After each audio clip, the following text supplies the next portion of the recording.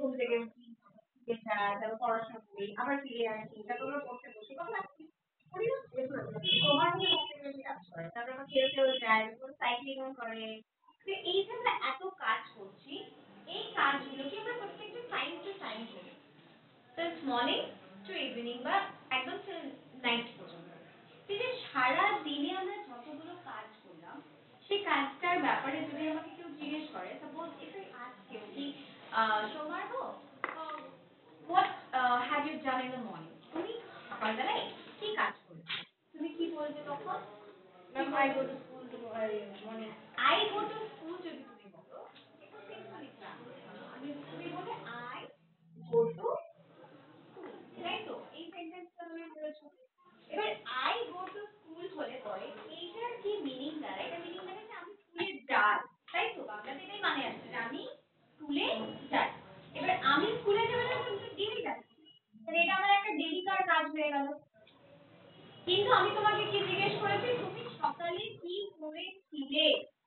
তাহলে কি দেখো, সকালবেলা আজকের কথাটা আমি জিজ্ঞেস করেছি, আজকে, কিন্তু যে কাজটা তোমার কমপ্লিট হয়ে গেছে, সেই কাজটার ব্যাপারে আমি জিজ্ঞেস করছি, তুমি যেটা করো সেটা কিন্তু আমি জিজ্ঞেস করছি না।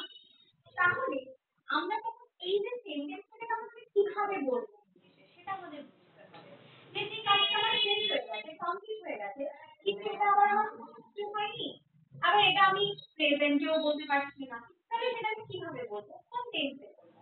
তো এইরকম একটা কনফিউশন, একটা মানে কনফিউজ যখন আমাদের টেন্স নিয়ে আলোচনা হয়, তখন ভ্যারিয়েন্সে কি করে, যদি আমরা প্র্যাকটিক্যালি যদি আমরা এটাকে ভাবি, তাহলে আমরা যদি এই কথাটা বুঝতে পারি, কিভাবে বুঝবো দেখো, একটু ইজি করে আমি এটাকে তোমাদেরকে খুব সিম্পল ওয়েতে বোঝানোর চেষ্টা করছি, যে আমরা কিন্তু সবাই জানি যে টেন্স কিন্তু থ্রি টাইপসের হয়, যারা থ্রি মিন টেন্স, এবার yes or no? Yes, ma'am.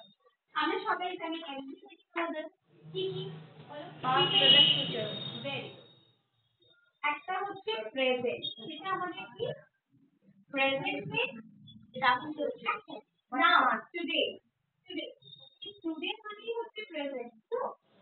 তারপর আরেকটা কি ধরো, যেটা হয়ে গেছে পাস্ট, যেটা কমপ্লিট পাস্ট, তাহলে এটাকে আমরা এরকমও বলতে পারি। আরেকটা কি, যেটা হবে, হতে পারে, ফিউচার, ফিউচার সেটাকে আমরা বড় আরো বলতে পারি, তাই কি না? এটাকে আমরা tomorrow বলতে পারি, যে আজকে যেটা প্রেজেন্ট, যেটা হয়ে গেছে দ্যাট ইজ পাস্ট, এন্ড যেটা হবে ফিউচার। ঠিক আছে, এবার আমি যে কোয়েশ্চেনটা করেছি, সেই কোয়েশ্চেনটা কি ছিল, যে তুমি সকালে কি কাজ করেছো? তাহলে সকালে কি কাজ করেছো মানে আজকের কথাই আমি তোমাকে জিজ্ঞেস করছি, কিন্তু আজকের কথা যেটা আমি তোমাকে জিজ্ঞেস করলাম সেই কাজটা তো কমপ্লিট হয়ে গেছে, তাহলে তুমি এটা বলতে পারো না যে আমি এটা করি, বলতে পারবে কি? পারবে না। তখন এই কনফিউশনটাকে দূর করার জন্য আমাদের গ্রামারিয়ানসরা কি করলো, এই যে তিনটে টেন্সকে চারটে ভাগে ভাগ করলো, ঠিক আমাদের সেই দিন, একটা দিনে আমরা যত কাজ করি সেই দিনটা নিয়েই তো টেন্স, কারণ টেন্স কি বলে, টাইম অফ অ্যান অ্যাকশন, আমরা সারাদিনে যা কাজ করছি সেটাকে সময় নির্ধারণ সময় বলছি, আমরা টাইমটা আমরা বলছি। তো তখন আমাদের কি হলো, যে এই যে একটা দিনের 24 ঘন্টা 24 আওয়ার্স, এই 24 আওয়ার্স ঠিক যেমন করে চারটে ভাগ করা হয়, মর্নিং, আফটারনুন, দেন ইভিনিং, দেন নাইট, তো আমরা যদি ওটাকে একটু জাস্ট মানে একটু টেকনিক্যালি মনে রাখার জন্য, যে আমাদের মেইন যে তিনটা টেন্স, এই তিনটা টেন্সের চারটে ভাগ কি কি, তো আমরা কি করবো, দিনের চারটে ভাগের সাথে এটাকে রিলেট করে দেবো। এবার রিলেট করে আমরা কিভাবে মনে রাখবো, একটা হচ্ছে আমি এখানে এইখানটা লিখে রাখবো, এটা জাস্ট তোমাদেরকে বোঝানোর জন্য, এটা কিন্তু কোথাও লেখা নেই, এটা আমি তোমাদেরকে কেন দিচ্ছি, so that you can remember it very easy, খুব সহজে তোমরা যদি এটা মনে রাখতে পারো, তোমরা খুব সহজে এটাকে রিলেট করতে পারো, সেই জন্যই আমি তোমাদেরকে এটা বলছি, যেরকম মডেল। তো আমি কি করছি, আমি জাস্ট এম ফর করে দিলাম সিম্পল টেন্স।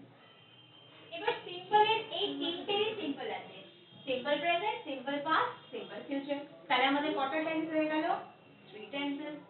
তারপরে আমি ধরো করলাম continuous,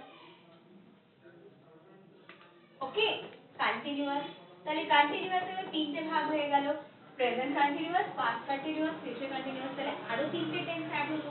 then how many total tenses? এখন পর্যন্ত কটা টেন্স হলো? 6 টেন্সেস হয়ে গেল। দেন ধরো চলে আসছে পারফেক্ট টেন্স। পারফেক্ট টেন্স, তাহলে পারফেক্ট টেন্স তো তিনটে আছে, present perfect, past perfect, future perfect.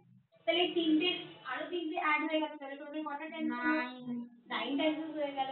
And লাস্টে দেখো perfect continuous tense, perfect continuous tense.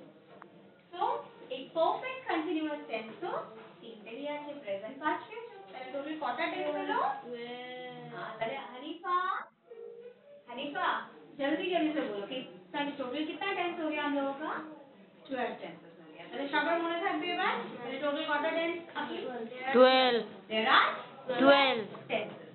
Now we have understood that in English grammar there are 12 tenses. এটা তো আমরা জেনে গেলাম। নেক্সট যেটা আমাদের জানতে হবে সেটা হচ্ছে ওয়ান বাই ওয়ান। এই যে 12টা টেন্স আমরা শিখেছি, 12টা টেন্সে আমাদের যে ইউজেজ, কোথায় ইউজ করব আমরা, কিভাবে ইউজ করব আমরা, সেটা স্ট্রাকচার কি সেটা আমাদের জানতে হবে, রাইট?